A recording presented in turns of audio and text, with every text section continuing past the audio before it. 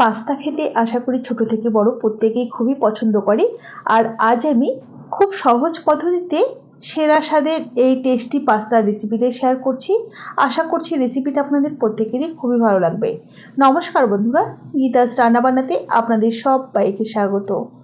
রেসিপিটা তৈরির জন্য পাস্তাটা তৈরির জন্য প্রথমে আমি কড়াইতে বেশ কিছুটা জল গরম হতে বসিয়ে এর মধ্যে হাফ চা চামচ লবণ আর 2 চা চামচ রিফাইন্ড অয়েল দিয়ে দিলাম। সাথে পরিমাণ মতো পাস্তা দিয়ে নাড়াচাড়া করে 3 থেকে 4 মিনিট সময় নিয়ে পাস্তাটাকে সেদ্ধ করে নিচ্ছি।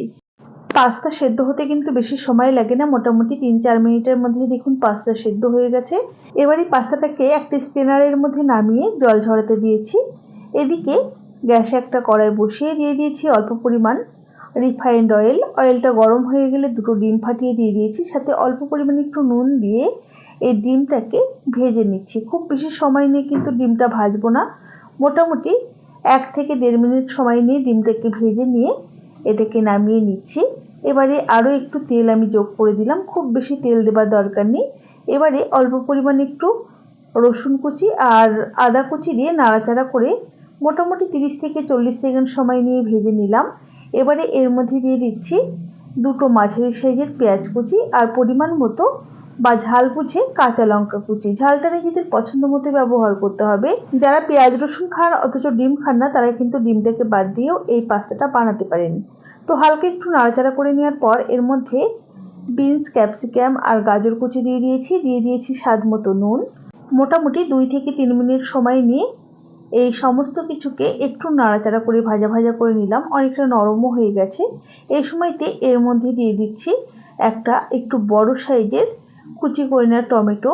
টমেটোটা দিলে খেতে বেশ ভালো লাগবে। টমেটো দিয়েও নাড়াচাড়া করে মিনিট খানেক রান্না করে নিয়েছি। এবারে এর মধ্যে আমি দিয়ে দিচ্ছি মোটামুটি 1 চা চামচ পরিমাণ ম্যাগি মশলা, সাথে দিয়ে দিচ্ছি অল্প পরিমাণ একটু লাল লঙ্কা বা ঝাল লঙ্কার গুঁড়ো, অল্প পরিমাণ একটুখানি চাট মশলা দিয়ে দিলাম। হাতের কাছে না থাকলে না দিলেও চলবে। সাথে মোটামুটি হাফ চা চামচের মতো চিনি দিয়ে দিয়েছি, এতে টেস্টের ব্যালেন্সটা একদমই ঠিকঠাক থাকবে। 1 চা চামচের মতো গ্রিন চিলি সস, চাইলে রেড চিলি সসও দেওয়া যেতে পারে।